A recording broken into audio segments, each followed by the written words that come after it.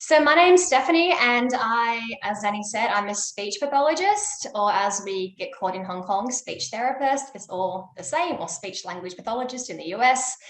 Different lingo, same thing. So today we're going to talk for about an hour. We're going to talk about the correct resting face and tongue position, the cause and impact of mouth breathing, as well as snoring, thumb sucking, pacifier use or dummy use, types of tongue and lip ties and when they should be released. What is tongue thrust or an atypical kind of swallow during speech and swallowing, what it looks like and why it's problematic, and some information about speech and language acquisition as well. So a little bit about me. So I'm from Sydney, worked for 7 years in Sydney, like Danny said, across hospitals, non-government organizations and government organizations, and then moved to Hong Kong in 2014 just to get a different life experience. And it's very hard to leave Hong Kong. It's a great place to live in.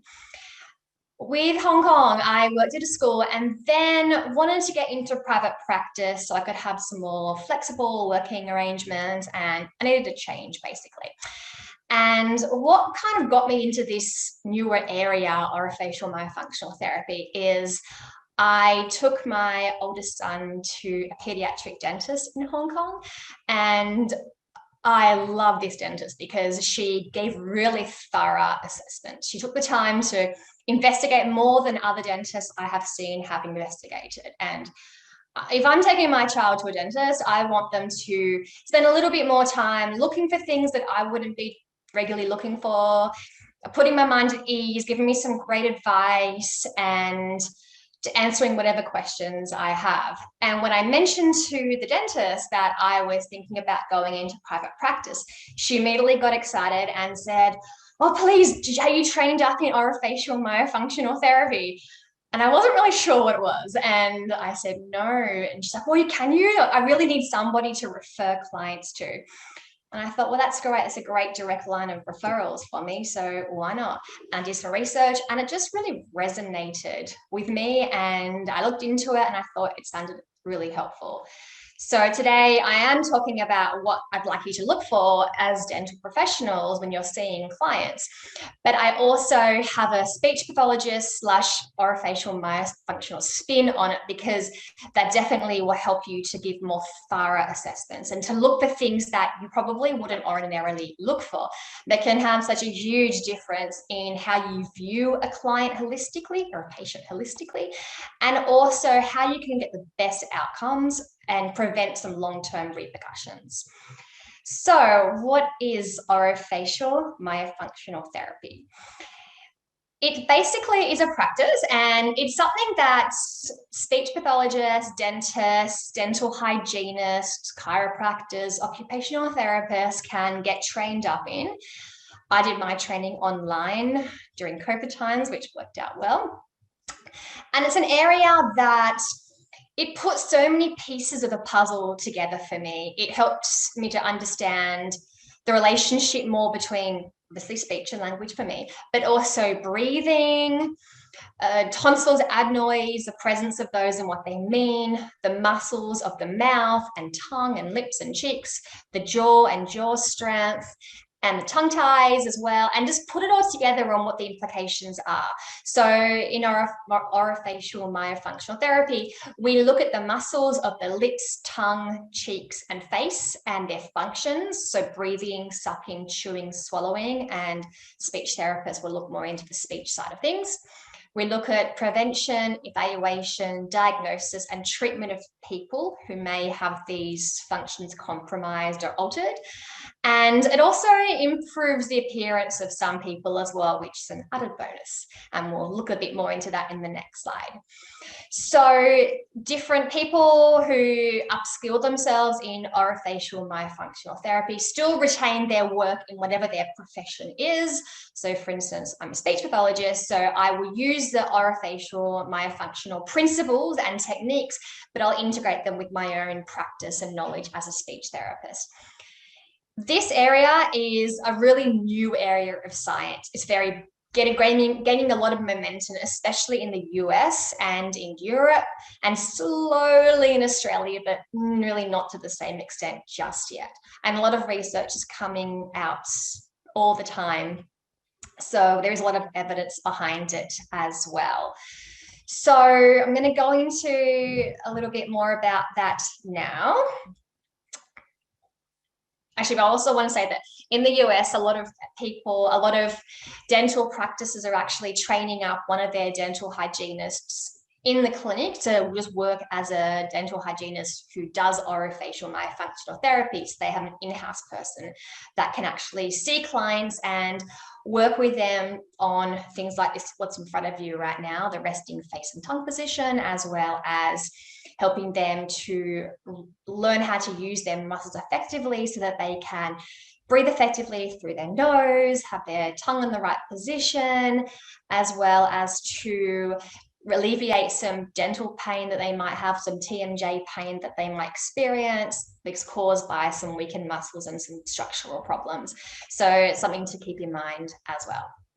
So I'm going to go through some things that I would like you to think about when you are, as a dental professional, seeing a patient. So when they come in to see you, I'm going to go through a few things that I'd like you to check in order for patients to have a really comprehensive assessment, for them to be viewed holistically, and for you to really understand them in terms of the big picture. So what they're doing with their face, how they're breathing, how their speech is, how they're using their muscles, and what are the implications on doing some things that are suboptimal.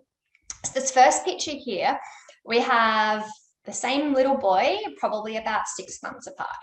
So the picture on the left, he looks very different to the picture on the right, although it's the same child. So you can see on the left, his mouth is open, his tongue is hanging low, so it's resting low in the mouth. His whole face just looks weaker. He looks a bit droopier. So you can see that because he's breathing through his mouth, so he's a mouth breather, he's not a nose breather in the image on the left. You can see he just looks weaker around the muscles of the cheeks, the lips are weaker, the jaw is hanging down, and that will put pressure on his temporomandibular joint over time as well. And it can change his posture and put him with a more forward head posture over time as well. And just with the facial aesthetics, you can see that he doesn't look as alert. He doesn't look as intelligent or really as handsome as how he looks 6 months later, when he's learned the correct resting face and tongue position and is breathing through his nose. So everyone sitting at the computers right now, I want you just to take a second to think about what your face is doing right now. So where your tongue is in your mouth. The correct resting tongue position is for your lips to be closed, face position, I should say, for your lips to be closed. Your tongue should be resting against your hard palate. So it should be high in your mouth. Your tongue tip should be on your alveolar ridge. So the little lump at the back of just behind your upper teeth, your tongue should be resting there with your whole tongue flat against your hard palate. Your teeth should be either touching or a few millimeters apart, lips closed, breathing through your nose. That's how everybody should be breathing and talking, and just how their face should be whenever they're not talking and whenever they're not eating. That's the position that you need to be in for optimal health, optimal facial growth and development, for so many reasons. So when you first see a person, child or adult, that comes into your doors, have a look at their appearance. Have a look if their mouth is open or closed. If you have a lower resting tongue position, so you can see this boy's tongue is out. If you all right now, if you're sitting at your computer, just pop your tongue down on the bottom of your mouth, so at the base of your mouth. If you put your tongue low, flat, not high, feel what it does to you.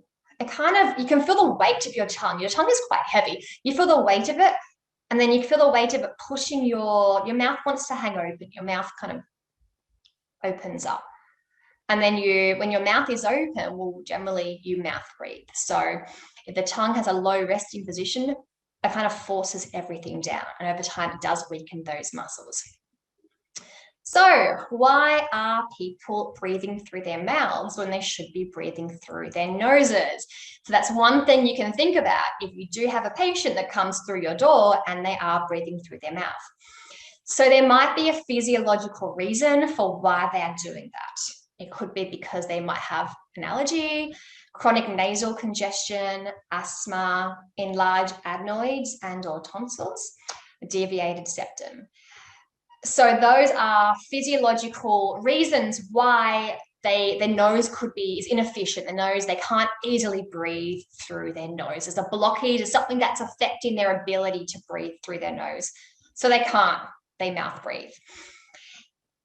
Or it could be because they have a tongue tie or a lip tie. So a lip tie, you can see in the picture here, we'll go through that a little bit later as well, but maybe there's a lip tie, which is very tight muscle, fascial tissues underneath their lips, which makes it harder for them to pull their lip down to actually close the mouth. Or a tongue tie, which is a picture over here, which again, we'll go through a little bit later. So the tongue is quite restricted in the movement, and it is hanging low in the mouth. And like the little experiment we did a few minutes ago, when your mouth is at the base, with your tongue at the base of your mouth just wants to hang open. So that's another reason why somebody could be breathing through their mouth. Or do they have weakness or low tone of their facial muscles? Or do they have a history of a habit such as thumb sucking or dummy pacifier sucking? If a child has been sucking their thumb or a pacifier for a long time, and they do it a lot when they're falling asleep or when they're in the daytime, and then when they fall asleep, their thumb falls out of their mouth is already open, so that maybe it just becomes a habit for them. Okay, but why is it bad and dangerous for somebody to breathe through their mouth?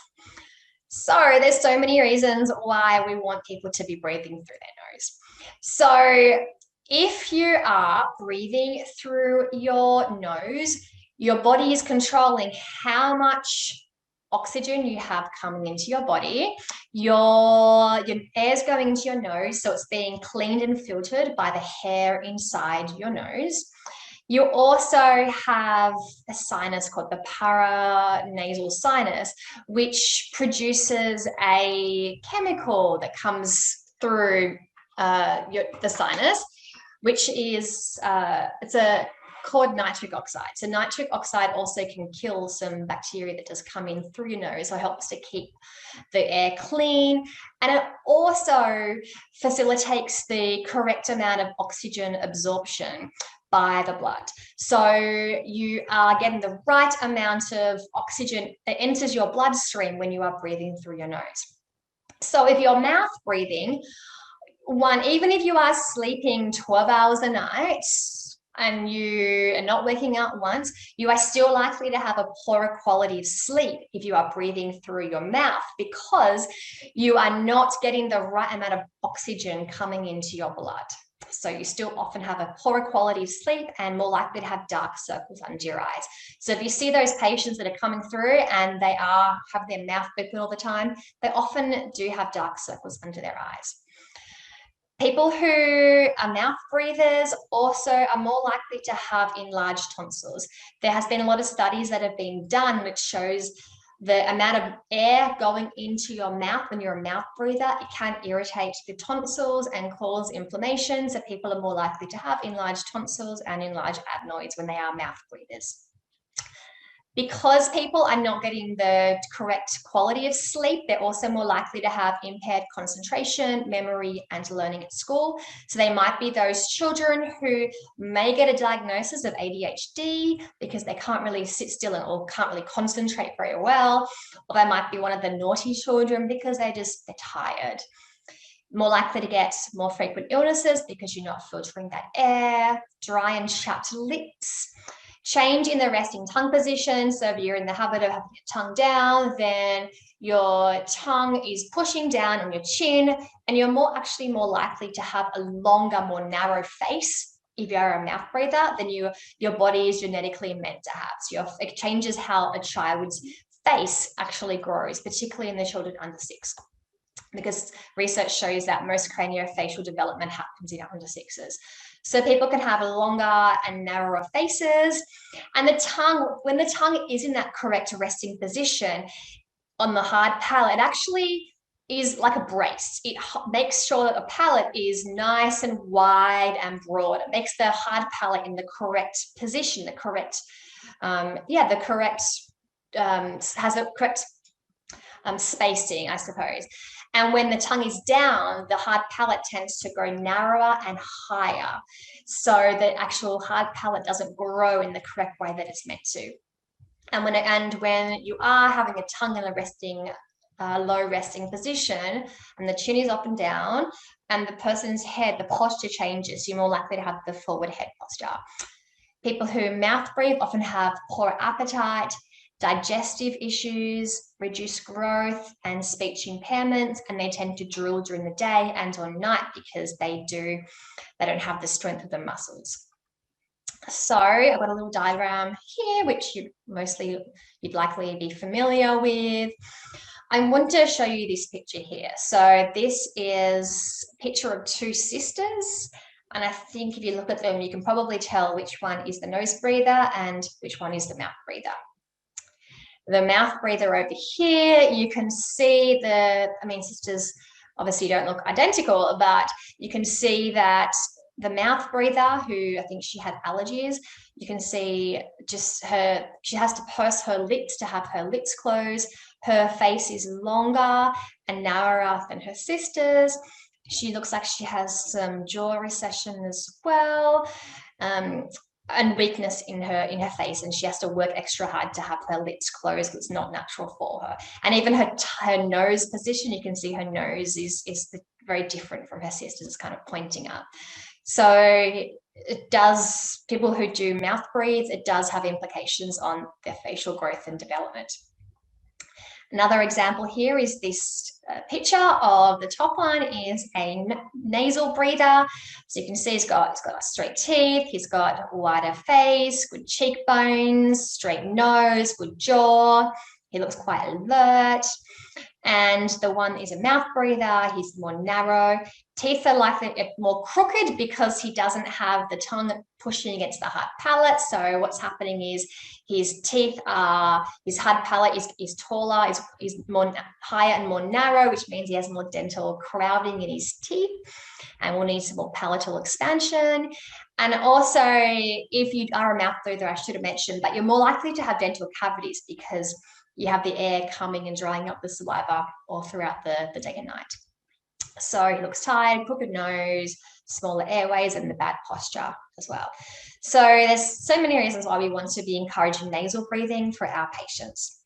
Here is a picture, I think this is from the 1960s or something. It's a very famous picture from an orthodontist called Dr. John Yu.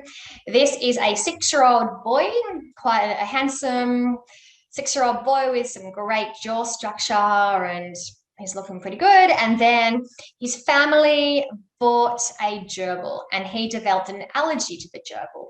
So when he had the allergy, he wasn't able to breathe through his nose. So you can see how his face changed in about 7 years over time with him having to breathe through his mouth and having the nasal congestion. Okay, so linking with the mouth breathing is snoring. So snoring and mouth breathing do go hand in hand. If somebody's breathing through their mouth at the nighttime, they are more likely to be snoring. So it's always worthwhile asking if a child or adult snores. Snoring is not normal. People should not snore. We've become habitualized a lot to snoring, and we just, we like to complain about people snoring, and we get used to it because so many people do it. But especially children should not snore. It's very dangerous if a child snores. So if you do find out that a child is snoring, you would want to get the reasons why investigated straight away, because it can be very dangerous. So you'd want to look at what are their tonsils and adenoids doing? Are they mouth breathing, and look, what's their tongue doing? Is there a physiological reason? Is there a tongue tie? And we need to be addressing that straight away. Why do children suck their thumbs or pacifiers? So I'm sure if you work in a dental clinic, you have a lot of children coming through who are sucking their thumbs or walking in and they have a pacifier or dummy in their mouths. Research has come through that says that if a child needs to have a pacifier or a dummy, I mean, some children do need to, it's recommended by pediatricians because they might be born premature and they might need some more help developing a sucking reflex when they're very young, and it can be very calming for them. So if a child does have a pacifier or dummy, or it's recommended, it's fine if they need to have that, but we recommend that you try and get rid of it by the time they're 6 months or the latest 8 months before they develop the real attachment to it. And then if you wait past that point, it's much harder to stop that habit. So that's some great advice. Why do children do it? There's a number of reasons why they might. And one of the reasons is it is a reflex. It's, you know, they have the sucking reflex when they're very young, and a lot of children do it because it's reflexive. And then when the time comes that the reflex has gone, it's just become a habit. So they just continue to do it because they might want to calm themselves down and they just enjoy that sensation. There is also some research that has come through that says that sometimes children are sucking their thumbs because they do have an airway obstruction. And so maybe an enlarged adenoids that makes it harder for them to breathe through their nose. So when they're sucking their thumb, they're actually doing it to try and make it easier for themselves to breathe. So you'd be looking for an airway obstruction as well. So, tongue tie, it's very calming for all of us. The most calming position for us is when our tongue is in that appropriate position, the resting tongue position. When our tongue is on our hard palate and our lips are closed, your tongue is, again, the brace for your hard palate, and it also keeps you most calm and centered and balanced when your tongue is in that position. If you have a tongue tie and your tongue is unable to be in that resting tongue position, then the children often don't feel as calm and at peace and balanced and coordinated. So when they put their thumb inside their mouth and they rub it against the hard palate, not only does it make them feel calm because they now have something pressing against their hard palate, it also stimulates a nerve ending, the vagus nerve, which is a real calming sensation as well.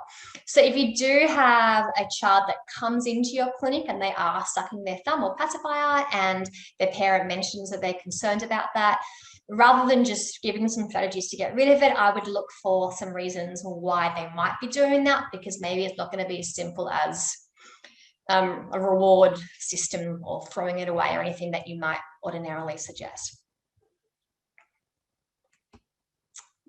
Okay. Now, this was an interesting one.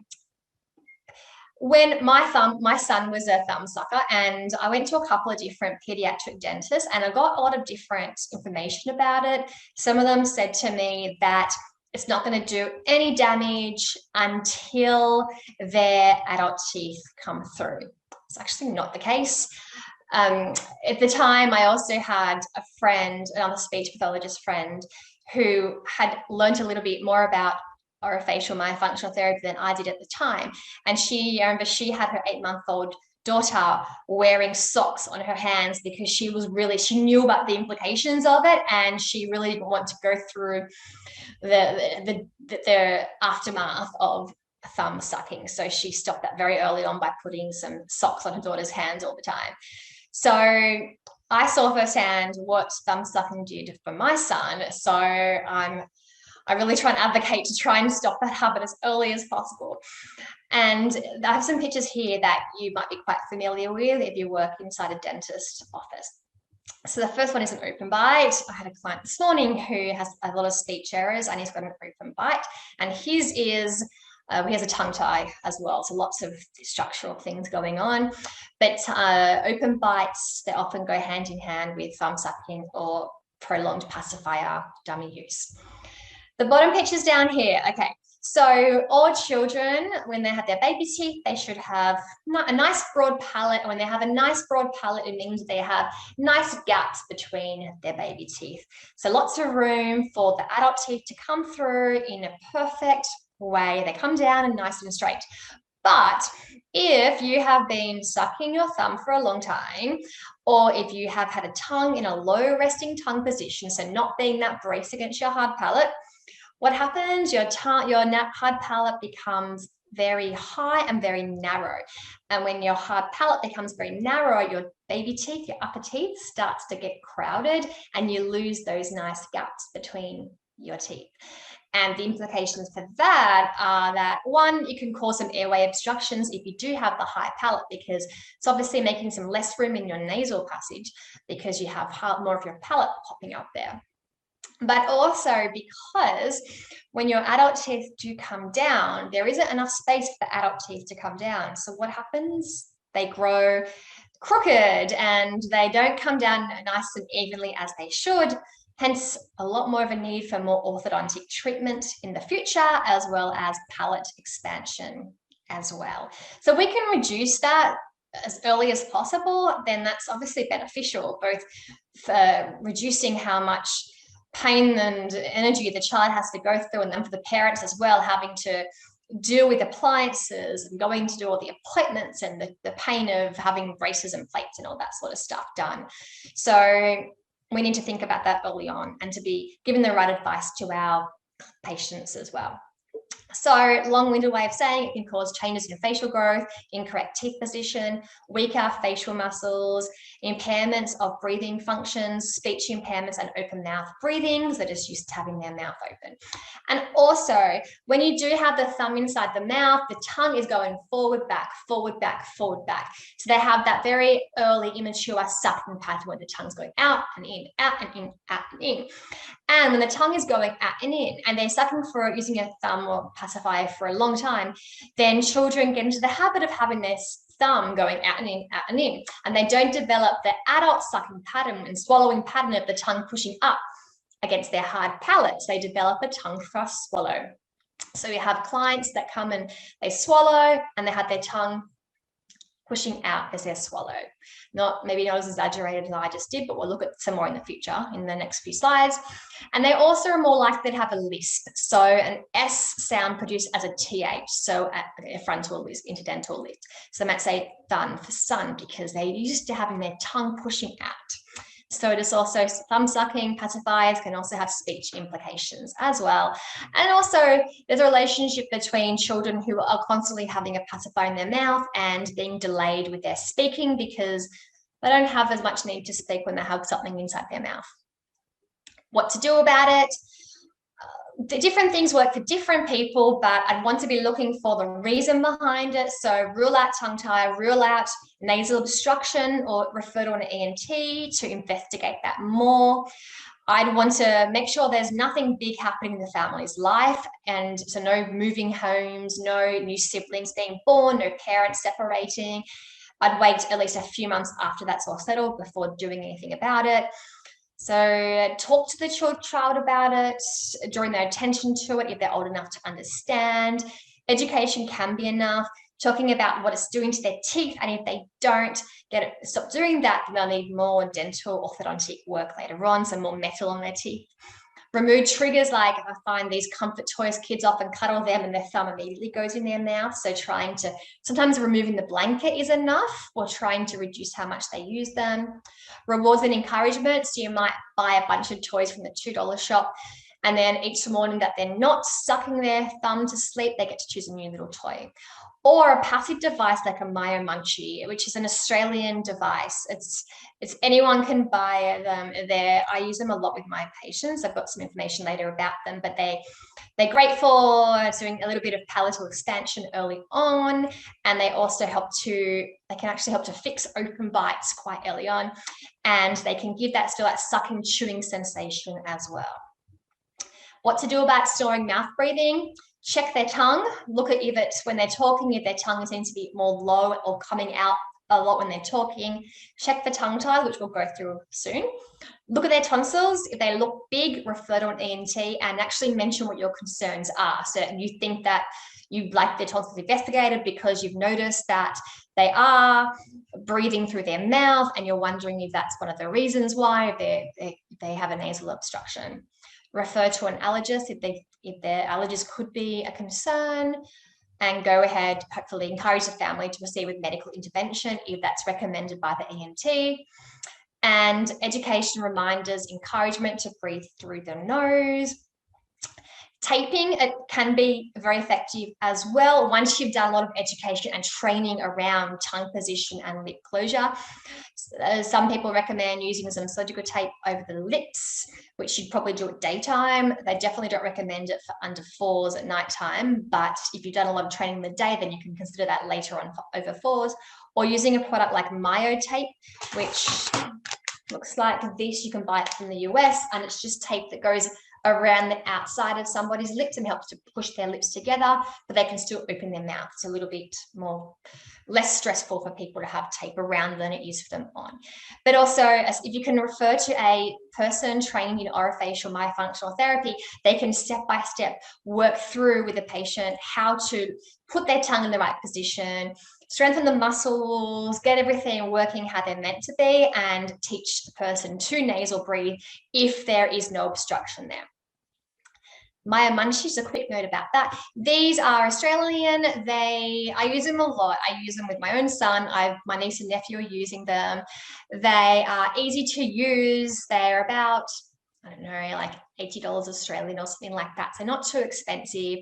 You can join, there's a Myo Munchie Professionals Facebook page to learn and see some before and afters. And there's really nice progress that you can see. Here's like a nice little photo of a girl, January 2019. You can see her teeth here and open mouth breather, and you can see her facial structure. And then in July, so not that long after, how much her teeth and her profile have changed as well, and it's helped. It's been one of the tools I would think that would help with nasal breathing, but it wouldn't be the only tool that she would have used. So you can see that there can be some nice improvement for quite a little cost, and they only really need to use it for really as little as 15 minutes a day, just putting it, looks a bit like this, so it's like a mouth guard, and it might have a stick, and it's got some bristles, so it cleans your teeth, and you just put it in your mouth, close your lips over it, and just chew like you're a hippopotamus chewing some bubble gum. And you do it for at least 15 minutes a day, ideally more, and it's very gentle and it can have some big effects. Okay, the next thing I'm going to go into is tongue and lip ties. Now, I know tongue ties can be quite controversial. I know there's a lot of debate about if they cause speech problems, if they should be fixed, what are the pros and cons of what? There's a lot of debate around that, but there is a lot of research that is being done, especially in the US. So I'm constantly reading up about that because I see it all the time. Nearly all of my clients that I have that have speech issues, so they cannot produce particular speech sounds, nearly all of those children have tongue ties. So I'll meet a child, I'll start talking to them, and then I will get them to open their mouth, and I'll get them to lift their tongue, and so many of them can barely lift their tongues. And I mean, I'm not surprised that they can't produce the sounds that involve them lifting their tongue tip, because they can't lift their tongue at all. So these kids could be in speech therapy for a long time, and can still, in some cases, fix their speech problems. But if their tongue tie can be addressed early on, then you can prevent a lot of speech therapy, a lot of changes in facial growth and things like that. So it's good to be on top of that early. So I'm going to go through some ways that you can check for a tongue tie. And then if you do think that you do see a tongue tie, then you can refer to somebody that has expertise in this area. So someone that's done additional training in tongue ties, in learning about how to assess them, and also learning about how to laser them, which is a very quick and simple procedure. Okay, I have so many kids that have fallen through the gaps, and I'm seeing them at 6 years old, and there's so many speech impairments. And sometimes they can use single words pretty clearly, and then you get them to have a conversation with you, and that's when it breaks down. That's when their speech is really hard to understand because they have the tongue restriction.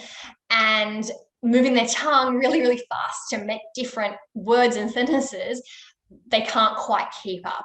It's a little bit like running a marathon when you have your shoelaces tied together. You can get there, but it's a lot of work and you're not going to get there quite as far or quite as productively. So what is a tongue tie? So a tongue tie is an official it's also known as ankyloglossia. An official definition is an embryological remnant of tissue in the midline between the undersurface of the tongue and the floor of the mouth that restricts normal tongue movement. So the big thing there is restricts normal tongue movement. So everyone has some sort of tissue underneath their tongue, and if it's not causing a problem, then that's fine. There's nothing that needs to be done about it. But if it's impacting on a person's speech, a person's feeding, a person's dental hygiene, and a posture, face growth, digestion, I do see a lot of these different things, then it needs to be addressed, or you should think about whether or not it needs to be addressed. Okay. A lot of research has also recently come through about the relationship between tongue ties and also sleep disorder breathing. So a lot of sleep disorder clinics are looking at tongue ties because there is a relationship between tongue ties and sleep disorder breathing, like sleep apnea. Okay, so I'm going to go through a couple of tools that you can use. This first one is super easy to do, and I think it'd be amazing if every dentist or dental hygienist would go through this questionnaire with all clients, especially pediatric clients, when they first come into the clinic, so you can get lots of quick information about just a person's mouth and health. And then if a tongue tie is diagnosed, we can look at, is it causing a problem? And this questionnaire will help you to establish if it is causing a problem. So it was developed recently. I think this study came out in March 2021, and it was developed by Richard Baxter. And Richard Baxter I think he's from the US, and he is a pediatric dentist. And he has written a book and kept it very cheap, I think around $10 US, because he just wants everyone to learn about tongue ties. So he was a pediatric dentist, and he went through his training, got right to the end of the training, just finished his pediatric dentistry rotation, and then had twin daughters, I think, who both had tongue ties. And he knew nothing about tongue ties, which is not uncommon. It's an area that speech therapists are not really that well trained in, and it's an area that I know a lot of dentists aren't trained in. I went to a dental clinic fairly recently, and I walked around and I met a dentist, and I mentioned that I knew a thing or two about tongue ties. And he said, "Wow, that's great. I know nothing about tongue ties." And I thought, oh, that's a little bit concerning that you know nothing about tongue ties, because you're looking inside a person's mouth. And if you knew about them and you could diagnose them, well, then you would have a better picture of your patient's health and why they might be having some dental issues and dental cavities, especially in young children. And you could make these appropriate referrals and get to these kids really early on. So I'm by no means an expert. So I'm going off what I have learnt through my clinical experience, through my myofunctional therapy training, through reading up on lots of things and trying to fangirling over my pediatric dentist to learn more about what she knows and to share information as well. And there's an amazing Facebook page which I would recommend all dentists and dental hygienists get onto, and it is called the Oromyofunctional Study Group. It's just called Oromyofunctional Study Group, and it's thousands of dentists, dental hygienists, speech pathologists on there, all sharing case studies and weighing in on things that are happening in their patients' mouths. And you'll learn so much just through being on this Facebook page. And there's a lot of information. They have files there with just tons of stuff. So I recommend everybody gets onto that. So this questionnaire was done with lots of research behind, with 314 children looked at. So they looked at tongue tie as well as the implications of that. So if I show you what it looks like, there's a shorter version just for babies and for adults, children to adults. And there's a version, so a longer version for babies and children and adults. And there's also a really quick one just for, I guess, for more adults or non-babies, so children and adults. So really what you could do, I think it's free to access. You can just, this can be a standard checklist that you go through with patients that come into your clinic or new patients. And it could be just a parents fill out the waiting room, or you can go through it with them when they first come in. And this will help to identify things that you need to ask more questions about and things that you need to investigate a little bit more. So you could just tick off things that are a concern. So you can see all these things here that have relationship with tongue ties. So babies often have difficulties nursing, a very shallow latch, falling off the breast a lot, slow bottle feeding, slow or poor weight gain, reflux, gassiness, fussiness, prolonged feeding, milk dribbling. And they often make this clicking sound when they are breastfeeding or bottle feeding. It's very different to the normal sound. It's more of a just a really snapping, like smacking sound when they are feeding. And then children and adults, frustration with communication, speech problems, very slow eaters, picky eaters, choking or gagging, spitting out food, crooked crowded teeth. They might be a finger or thumb sucking, sleeping restlessly, grinding their teeth at night, which is a relationship between grinding and tongue ties, and sleep disordered breathing, sleeping with their mouth open, snoring, jaw issue and pain, popping, clicking, headaches, neck pain, mouth breathing, ear infections, tonsil adenoids problems, sinus infections, hyperactivity. So a lot of things that I've mentioned about mouth breathing, these things, this questionnaire goes off all of those. And then if dental hygienists fill it out, they could pass it on to the dentist, who could then look more at the tongue elevation. Which is this one. This is done by some Stanford sleep people, Audrey Yoon and Dr. Zagi. Suresh Zagi is a bit of a guru in the area. He's got a great website with a lot of information. So they and their colleagues have developed a assessment method to look at tongue ties, look at tongue elevation. So this is looking at also the anterior third of the tongue. So getting patients to open their mouth as wide as they can and lift their tongue as high as they can, and seeing how high they can do it. So if everyone in your own rooms, open your mouth really wide, lift your tongue as high as you can go. So this picture here, he's lifting his tongue to above 80% of the space between his teeth. So this is above average. This here, 50 to 80%, that's average. Here, less than 50% is below average.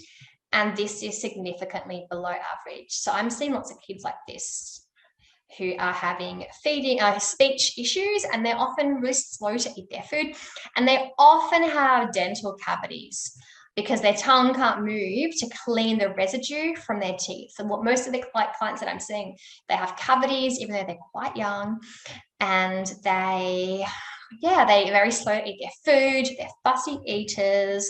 Some of them get a bit gassy. They have some digestive issues because their mouth is, they can't chew their food very well, and their mouth has to be open to try and chew the food enough to swallow it, and they have more air going into their body. So they're getting extra air in their tummy, and they're getting upset stomachs. So you can look at it by, if you're just eyeballing it to see, you can have a bit of an understanding, but a more objective measure is using something like a quick tongue tie assessment tool, which I think you can find on Amazon. And you can you put the bottom between the central incisors, and you measure up how wide how wide the opening is, and then how high the tongue is as well. There's another measurement you could also use, which is just the Cottelo's free tongue movement measurement. So I know a lot of people, they think a good way of testing for tongue ties is just sticking your tongue out and seeing if they can do that, which actually isn't very helpful at all. You have to look underneath the tongue. So that's all well and good. That's a great way of measuring. Here's the same picture, measuring how much tongue elevation you have. But then that's great. It's really important to have that information. But then what about the back of the tongue? So I know so we have anterior tongue ties, which is this, and then posterior of submucosal tongue ties, which can be more of a controversial area. People say they don't exist, people say they do exist. There is a lot of evidence that they do exist. So what I get my patients to do, my clients to do, is I see if they can go and do a nice crisp. And the patients that have posterior tongue ties, they can't do that. They tend to do more of a smacking sound there. It doesn't sound clear and crisp. And I might get them to do what's happening here is try and so teach them to do the clock. And if they then advise them to, okay, I want you to start doing that, but I want you to suck your tongue on your hard palate. So suck it up and see if you can hold it for 5 seconds before you do the clock. And that is the second measure of testing for tongue ties, and that's setting the posterior portion of the tongue tie. So again, this is significantly above average if they can. So you get them to suction their tongue to their hard palate and then open their mouth as wide as they can. And if they can, more than 60% is above average. So you can see their mouth is quite wide. If they 30 to 60% is average, less than 30% mouth opening is below average, and less than 5% are they unable to do it, significantly below average. So I have a lot of clients who just can't do it at all. And I also get them to say they can do a tongue taco, and kids with posterior tongue ties tend to not be able to do that. So I test for that as well. And then, so in terms of speech implications, people that have anterior tongue ties, well, they have problems lifting up their tongue tip. So they have problems saying the S sound, the S, and all sounds that involve lifting the tongue tip up. So S, L, the L sound, T, D, the tongue often pushes out, P, D.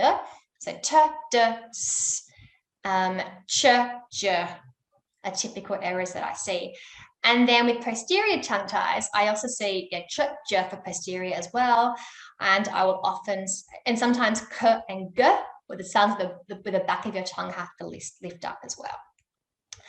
So again, this just summarizes. So for an objective assessment, which this will only take kind of 5-10 minutes to do if you get a bit more familiar and comfortable with it, is looking at the mouth opening, measure how wide the mouth opens, and then measure how high the tongue can lift up, and then the posterior portion. So measuring the maximum mouth opening with the lingual palatal suction, the suction hold. So see if they can do that, and then work out the percentages. And again, refer to a person that have extra training in this area to work out if anything else needs to be done. I would recommend referring ideally to a speech pathologist who does have training in orofacial myofunctional therapy, because not every speech therapist knows about this. We weren't trained in it at university, or at least not when I was at university. So most speech therapists will not really know how to help, unfortunately. So you'll have to find your team, find your group of people around you in your area that you can refer back and forth between as well. So that's tongue ties. So if everybody assessed tongue tie, that would be amazing. And again, if a tongue tie is assessed, you don't just immediately think, okay, that's below 60%, I recommend to have it removed. No, you don't. Just if it's not causing a problem, then nothing needs to be done. If a person has a tongue tie, but if their speech is fine, if there's no feeding problems, if they have no dental cavities and their teeth are okay, if they're able to breathe through their nose, if there's no implications, then that's great. Nothing needs to be done. But if it is causing a problem, then you need to consider whether or not it's worthwhile having that fixed. And generally it's a laser that's quickly done to quickly laser the area, which takes about 5 seconds. I know the people here who do it like to sedate the children because they don't want them to move. So often they will have sedation, so they can't move. So they have an anesthesiologist who comes in to do the sedation, and the dentist does the lasering. And we highly recommend doing exercises both before the tongue tie is released as well as after. So ideally you refer for myofunctional therapy before the tongue tie to get as much movement as possible before that. And also because you want to get somebody quite used to, fingers in their mouth, stretching that tissue. Because if you don't do the aftercare, what can happen is that it can actually reattach. And we don't want someone to go through having the tongue tie lasered and then for that tissue to reattach.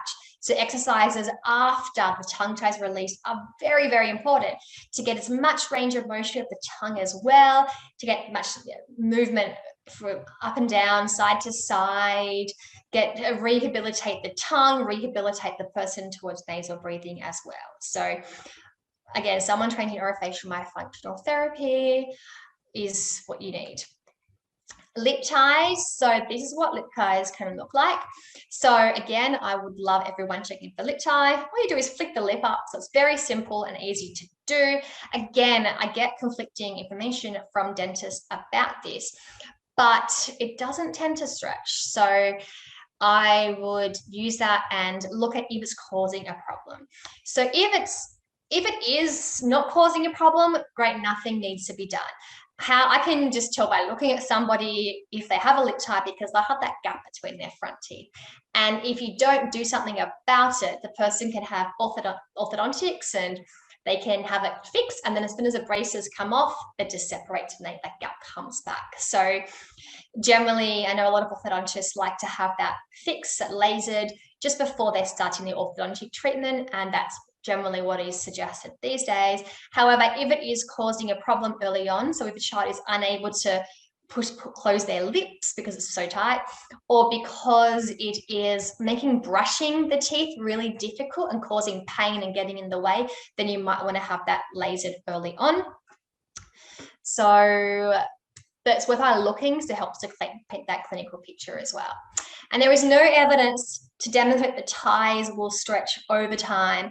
There was a study done looking at the tissue composition of the tissue underneath the tongue, and the type of tissue, it will not stretch, maybe up to 3%, but that's not going to be enough to really change things. So don't think that the tissue will just stretch over time, because it won't. You can develop some compensatory things like if you do lots of practice, you might get a little bit more tongue movement, and you might compensate by lifting up the floor of the mouth a bit or using some other muscles. But then if you use too many compensation strategies, it's not unnatural, so it can cause some pain and issues over time. Gone through some of this before, so implications that lip and tongue ties might cause babies. And a lot of these do get addressed. They do get picked up if a person is seeing a lactation consultant, but it can fall through the gap sometimes. And like I mentioned before, adults and children with lip and tongue tie, they can be picky eaters. They take a long time to eat their food. They can have cavities, especially on their molars. They can have a tongue thrust swallow pattern, poor weight gain, speech impairment. Gum recession often happens a lot. And there is research saying that it does impact facial growth as well. Even a lip tie can impact facial growth. And if it's not addressed, it can have orthodontic relapses and mouth breathing, poor sleep, all of these different implications. Okay, like I said before, you only need to release it if it is causing a problem. If it's not causing a problem, great. If it is causing a problem, then it might be worth releasing it with pre and post exercises.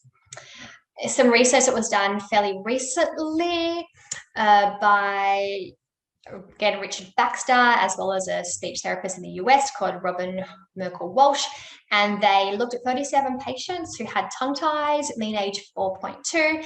And after it was released, overall speech improved in 89% of the children.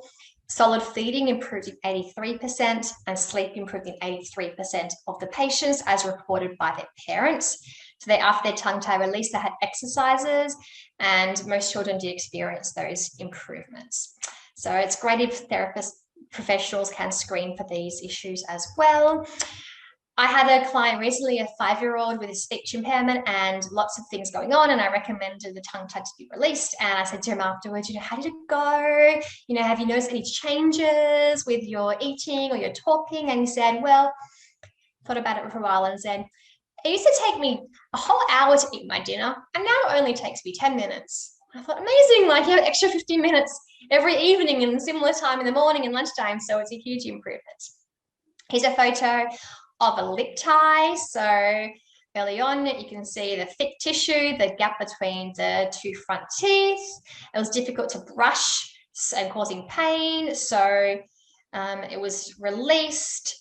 Like you can see here, 6 months after 6 months after the release, you can see that how his teeth have just naturally gone back into a much better position. Made it easier to move his lip, brush, and much better closure and no scarring as well. And the rest should close when the permanent teeth erupt. It's got to make sure that the accompanying sutures in that area. So you got to make sure that after lip tie is released, you have to keep lifting up the lip and stretching it to prevent the reattachment. A frenectomy, pre-frenectomy, 1 week after, 2 weeks after, 12 weeks after. So huge improvements. And you can see, obviously, see how if I was to do speech therapy with this child, I don't know, he'd be with me for years, and I don't know how much improvement I would get. And then here, if he has this done, imagine how much faster speech therapy would help to correct his issues. Okay, so that's my tongue tie information. Now I want to go into tongue thrust during speech and swallowing. Again, this is often not diagnosed, but now that I'm so into the groove of it, I pick it a mile away, and it's so obvious. So I'm going to show you some videos of what it looks like. So dentists will refer to me for kids that might have no speech issues and just a tongue thrust when they're swallowing. So I address tongue thrust or reverse swallows or atypical swallows, whatever different people call it, and tongue thrust also during speech, which typically looks like a lisp, a frontal lisp, that S produced as a TH sound. So I'm just going to show you a video of what it looks like of a little girl counting. Wait for this. I'm going to reshare my screen.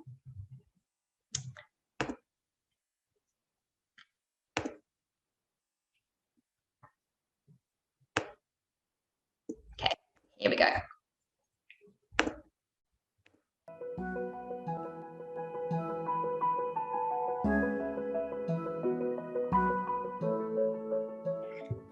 One, 2, 3, 4, 5, 6, 7, and 8, 10. Good. Now let's go up to 20. 1, 2, 3, 4, 5, 6, 7, 8, 9, 10, 11, 12, 13, 14, 15, 16, 17, 18, 19, 20.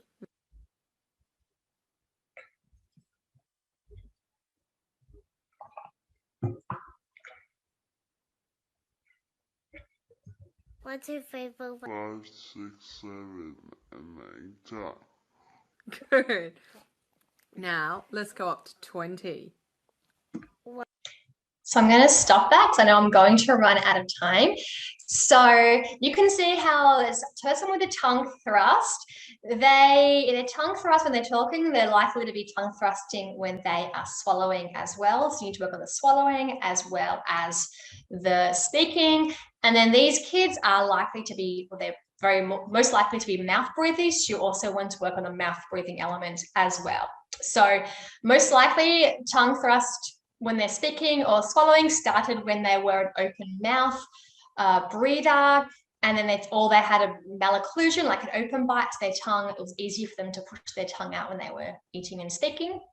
That's what it looks like. So when you do see a child and you see their tongue poking out a lot when they're talking, especially with the S sound, refer to speech therapy so they can work on that. Ideally, a speech therapist with training in orofacial myofunctional therapy, but any speech therapy can work on the speech sound, but they might not also address the swallowing component of it. So now I'm going to show you what tongue thrust looks like when they are swallowing. So I'm going to stop that. Here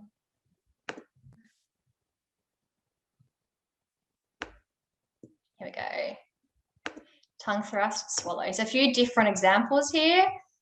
I'll play the music a little bit fancy.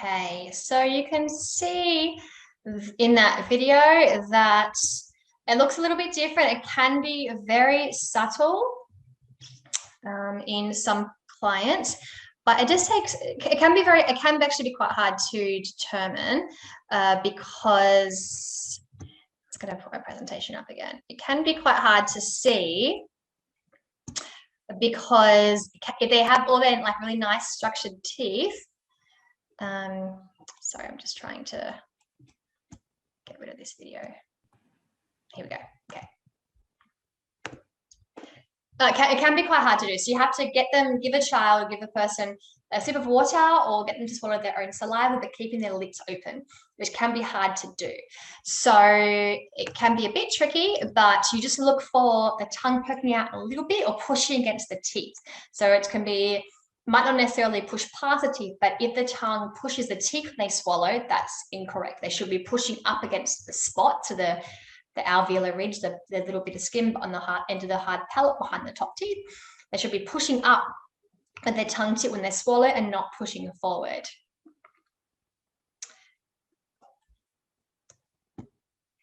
So why is it problematic? Well, it has implications for speech and also for dentition. So, and some research came out in 2014 where they compared a lot of different research that was looking at this area in the field. And they said that it often starts early on, so it could be a compensation for a pre-existing malocclusion, like an open bite, or it can exacerbate malocclusion. And it's also been proven that non-physiological tongue thrust, so tongue thrust that often comes through from a habit, or it can negatively influence the progress of ongoing orthodontic therapy. So I know a lot of orthodontists often put the rake there to stop that, but if you can correct it through awareness and exercises, which I do with a lot of my clients that have this problem, and we can fix it in therapy within a couple of months with reminders just to continue that. If you can fix it, then it can reduce how much orthodontic treatment is needed and reduce the need to have, or prevent the need to have a rake put on, so it's more comfortable for the patient as well. So it's great to correct this one. So refer on to get that addressed. So sorry, Okay. Steph. So sorry, Steph. We've got 5 minutes before we have to have a hard stop. And I've just realized that there's a lot of questions. Okay. Give me 2 minutes. I'm almost done with this Perfect. one. Then we can go through some questions. Thanks, Steph. So the next thing is speech sounds or intelligibility. So I'm not going to go into too much detail because you're not going to have time to really look at speech in too much, but a handy rule for you to have is to know that with 2-year-olds, somebody that isn't their family should be able to understand about half of what a 2-year-old says. So if you have a 2-year-old coming into your dentist's office, you should understand about half of what they say. 3-year-old should understand about 75% of what they say. A 4-year-old and above, you should understand everything they say. This is a table that you can print out. It's on the Speech Pathology Australia website, I think, and it's quite easy to find. It's by McLeod and Crow. You can pin it up in your dentist's office. All of these sounds here should be acquired generally by the time a child is 3. So between 2 and 3, they acquire all these sounds. By 4, they should have all these sounds. They also learn to produce these correctly. By 5, they should have pretty much every sound except for the the j, like measure, the j, and the th, the voice. So the th, like the and these and the, yeah, the and these. And by 6, they get the voiceless, so like think. It's a th, but it's a voiceless sound. So there's no voice coming through. It's like think, and yeah, 5, things like that. So, and then the last thing is you can print this out again for free from the Speech Pathology Australia website. It says some handy, a poster about what you'd expect from different ages. So basically, so a child who's around 18 months should have between 6 and 20 words. 2-year-olds more than 50 single words and should start putting 2 words together. 3-year-olds, they should have 4 to 5 words in a sentence. So I won't go through this now because we don't have enough time, but print it out, have a look at it so you know.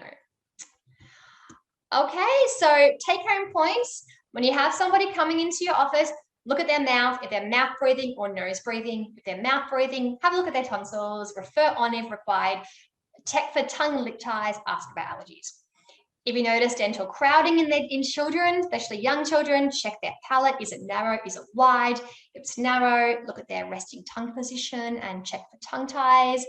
You can consider using a Myo Munchie because it's a great way to start getting a little bit of palate widening, a little bit, and also can help to start working on a little bit of the straightness of the teeth coming through and help to correct a bit of the open mouth, open bite.